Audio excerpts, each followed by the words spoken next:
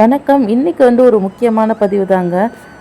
நம்ம குழந்தைங்களுக்கு நம்ம செவ்வாய் வெள்ளிக்கிழமை அப்படின்னா கண்டிப்பாக சுற்றி போடணும். நான் ரொம்ப நாளாகவே சுற்றி போடுறது கிடையாது. வெளியிலேருந்து யாரும் நம்ம பிள்ளைங்கள பார்த்து கண் வைக்க போகிறது கிடையாது. நம்ம தான் பார்த்து பார்த்து வியப்போம். நம்மளோட கண்ணே பெரிய கண்ணுன்னு தான் சொல்லணும்.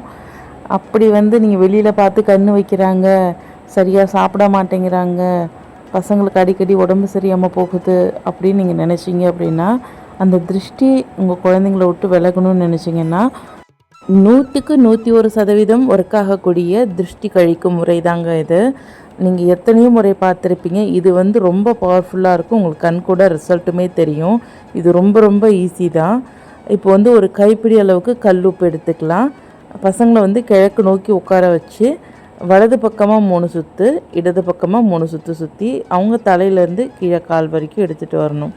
எப்படி நீங்கள் திருஷ்டி கழித்த உப்பை எடுத்துகிட்டு ஒரு சொம்பு தண்ணியிலையோ ஒரு வாளி தண்ணியிலையோ நீங்கள் போடலாம். இல்லை குளம்னு இருந்தாலும் போடலாம், ஆற்றுல கூட போடலாம்.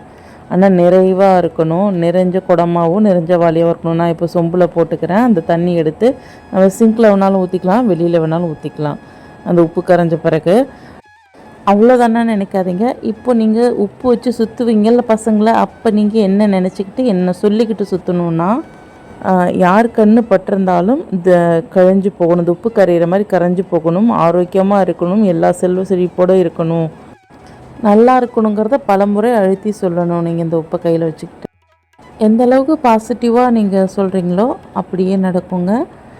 அந்த காலத்தில் நாய்க்கண்ணு, நரிக்கண்ணு, நல்லக்கண்ணு, நொல்லக்கண்ணு யார் கண்ணு பட்டிருந்தாலும் போயிடுன்னு சொல்லுவாங்கள்ல, அந்த மாதிரி கூட நீங்கள் சொல்லிக்கலாம். குழந்தைங்க நல்லா சாப்பிட்றாங்க, நல்லா ஆரோக்கியமாக இருக்காங்க, நல்லா படிக்கிறாங்க அப்படின்னு சொல்லுங்கள்.